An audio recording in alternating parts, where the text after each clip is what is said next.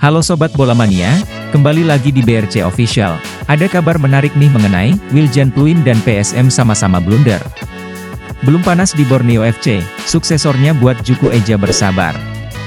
Mantan ikon PSM Makassar, yakni Wiljan Pluim masih belum panas bersama Borneo FC di Liga 1 2023 ini, senada dengan suksesornya yang masih membuat Juku Eja bersabar dengan performa terbaiknya.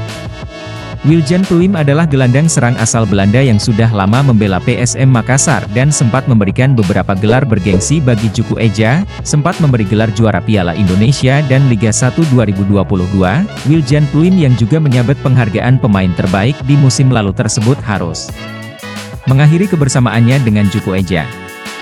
Wiljan Pluim yang sudah membela PSM Makassar sejak musim 2016-2017 lalu tersebut hijrah ke Borneo FC pada bursa transfer Liga 1 2023 ini. Dilansir tribunwow.com, Wiljan Pluim akhirnya bergabung dengan Borneo FC seusai nasibnya di PSM Makassar tak kunjung menemui kejelasan.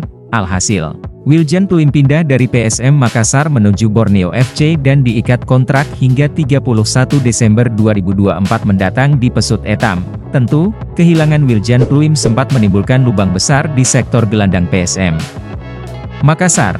Pasalnya, peranan vital dari Wiljan Pluim di lini tengah PSM Makassar masih sulit digantikan meski Juku Eja telah mendatangkan pemain baru untuk menjadi penerus pria asal Belanda tersebut di Liga 1 2023 ini.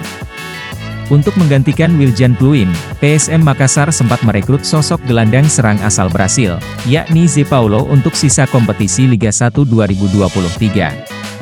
Zé Paulo sendiri direkrut oleh PSM Makassar dari klub Liga Vietnam, yakni Ha Tinh FC pada bursa transfer paruh kedua Liga 1 2023 lalu, bersamaan dengan kedatangan Victor Mansaray dan João Pedro di Juku Eja. Namun, hingga pekan ke-23 Liga 1 2023 ini, Zé Paulo masih belum bisa menunjukkan performa yang apik untuk menggeser peran Wiljan Pluim di PSM Makassar.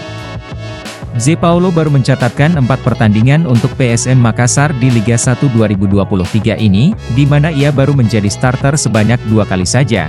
Dalam 4 pertandingan untuk PSM Makassar tersebut, Zé Paulo masih belum membuka keran gol maupun asisnya untuk Juku Eja. Alhasil, sempat timbul keraguan akan kualitas dari Zé Paulo yang digadang-gadang menjadi suksesor Wiljan Pluim di PSM Makassar tersebut.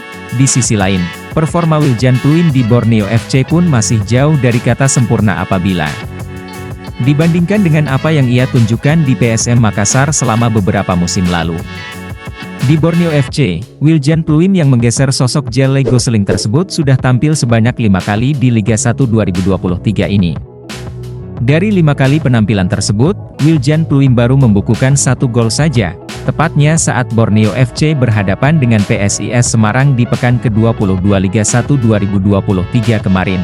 Padahal, saat ia membela PSM Makassar di putaran pertama Liga 1 2023 lalu, Wiljan Pluim membukukan 1 gol dan 2 assist untuk Juku Eja, sedangkan di PSM Makassar musim lalu, Wiljan Pluim mencatatkan 11 gol dan 10 assist untuk Juku Eja sekaligus membawa trofi juara untuk tim kesayangan Marksman tersebut. Kini, Wiljan Pluim masih memiliki waktu untuk segera menunjukkan performa terbaiknya di Borneo FC, mengingat kompetisi Liga 1 2023 tengah diliburkan karena adanya gelaran Piala Asia 2023, sama halnya dengan Wiljan Pluim.